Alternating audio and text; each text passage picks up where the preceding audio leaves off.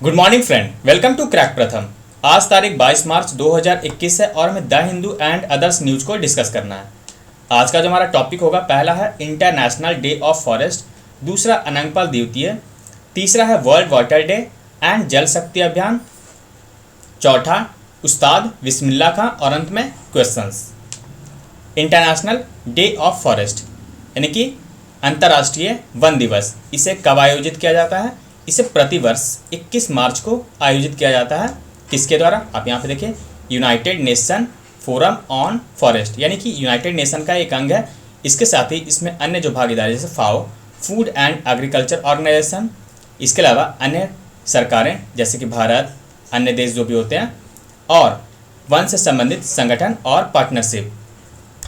इसकी शुरुआत की गई थी, यहाँ पे देखिए आप, वर्ष 2012 से, यानी कि इंटरनेशनल डे ऑफ फॉरेस्ट यानी IDF की शुरुआत वर्ष 2012 से की गई थी। इस वर्ष का जो थीम है, forest restoration, a path to recovery and wellbeing.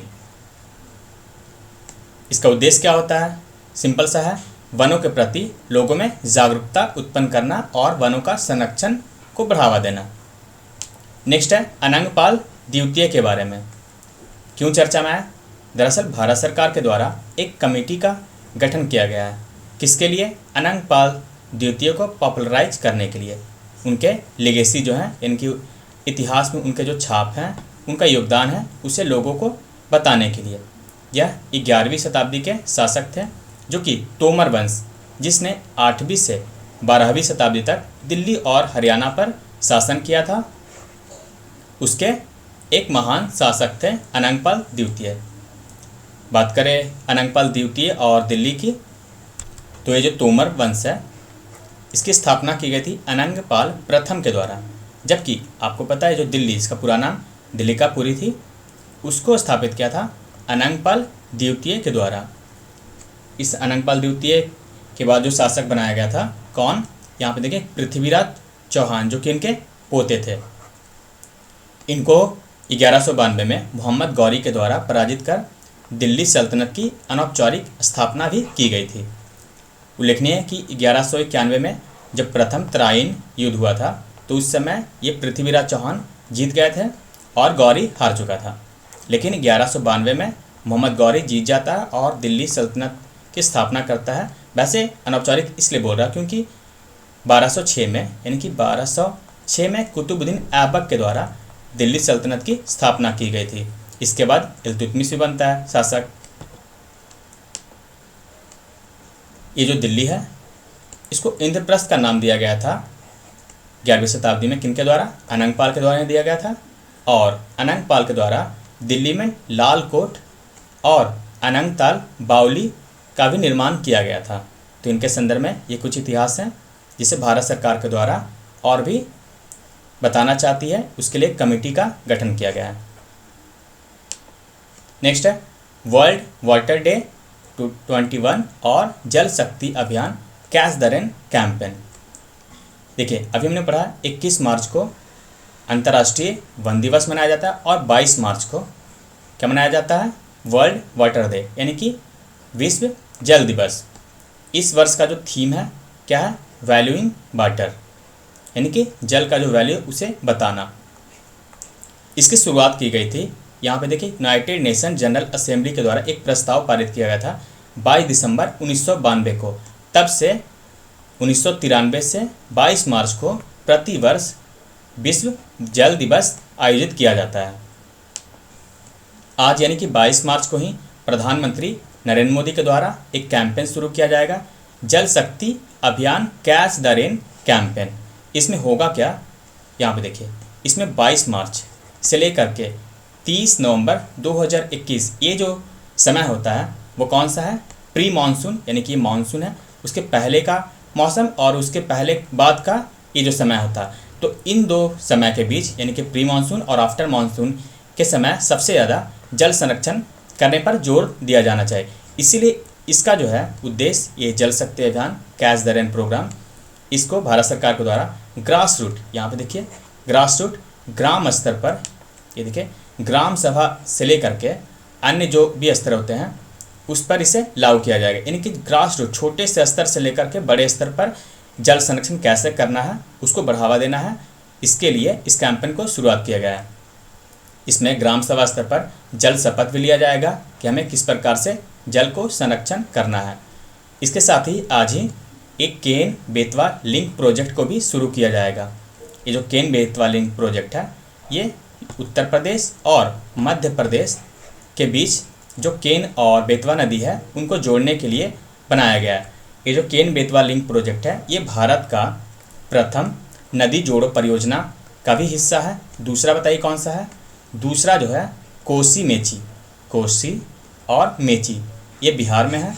तो इसको जोड़ने के लिए भी एक प्रोजेक्ट की शुरुआत की गई है, लेकिन ये जो है आज इसकी शुरुआत की जा रही है केन बेतवा लिंक प्रोजेक्ट की। इसके तहत एक डैम भी बनाया गया, दौधा डैम, और 2 नहरों का भी निर्माण किया गया 2 नदियों को जोड़ने के लिए। यहाँ पे देखिए आप, इसके तहत प्रति वर्ष 10,62,000 हेक्टेयर भूमि को सिंचित किया जाएगा और लगभग 62 लाख लोगों को क्या दिया जाएगा? ड्रिंकिंग वाटर यानी कि पेयजल उपलब्ध कराया जाएगा। इतना ही नहीं, ये तो इरिगेशन और वाटर सप्लाई की बात की गई। इसके अलावा इस पर जो डैम बनाया गया उसके द्वारा 103 मेगावाट हाइड्रो पावर यानी कि बिजली का भी उत्पादन किया जाएगा। तो आप सोचिए, न सिर्फ सिंचाई, पेयजल और बिजली के लिए भी काफ़ी यह महत्वपूर्ण है project Ken Betwa link project. इससे जो प्रभावित क्षेत्र होंगे यानी कि लाभान्वित क्षेत्र होंगे, यहाँ पे देख सकते हैं टीकमगढ़, छतरपुर, सागर, दामोह, दतिया, विदिशा आदि। और इसमें एक जो महत्वपूर्ण है वो है पन्ना टाइगर रिजर्व। इस पर काफ़ी विवाद हुआ था क्योंकि पन्ना टाइगर रिजर्व के काफ़ी भूमि को इसमें शामिल कर लिया गया था, जिस कारण से तो ये जो पन्ना टाइगर रिजर्व है ये भी इसमें शामिल हो रहा है, पन्ना क्षेत्र वाला इलाका। यहाँ पे आप देखिए, यहाँ पे एक डैम बनाया गया है और ये जोड़ा जा रहा है इस तरह से लिंक करके। तो यहाँ पे आप देखिए केन नदी है ना, केन नदी यहाँ पे, और ये है बेतवा नदी। इनको जोड़ने के लिए ये मध्य प्रदेश वाला इलाका है और ये यूपी वाला इलाका है। इसके अलावा आप यहाँ पे देखिए ये पन्ना, ये ग्रीन वाला इलाका, ये पन्ना टाइगर रिजर्व भी है। नेक्स्ट है उस्ताद बिस्मिल्लाह खां के बारे में। आज उनकी भी जन्मदिन है, ये बर्थ एनिवर्सरी है। ये प्रमुख शहनाई वादक थे जिनको न सिर्फ पद्मश्री, पद्म विभूषण मिले हैं बल्कि इनको भारत रत्न भी 2001 में दिया गया। यहाँ पे देखिए आप, 2001 में इनको भारत रत्न सम्मान, जो कि सबसे हाईएस्ट अवार्ड होता है किसी भी सिविलियन के लिए। यहाँ पे देखिए इनका जन्म जो हुआ था बिहार के बक्सर डुमराव में हुआ था। उस्ताद बिस्मिल्लाह खां के साथ कई सारे इतिहास के पन्ने भी जुड़े हुए हैं। जैसे जब ऑल इंडिया रेडियो को लखनऊ में खोला गया था तो उस समय इन्होंने पहली बार अपनी शुरुआत की गई थी यहाँ से 1938 से। इसके बाद जब हमारा प्रथम गणतंत्र दिवस मनाया जा रहा था वर्ष 1950 में, तब बिस्मिल्लाह खां ने शहनाई बजाई थी। इसके अलावा इनको ये प्रथम भारतीय भी थे जिनको यूनाइटेड स्टेट ऑफ अमेरिका के लिंकन सेंट्रल हॉल में इनको बुलाया गया था शहनाई वादक के लिए।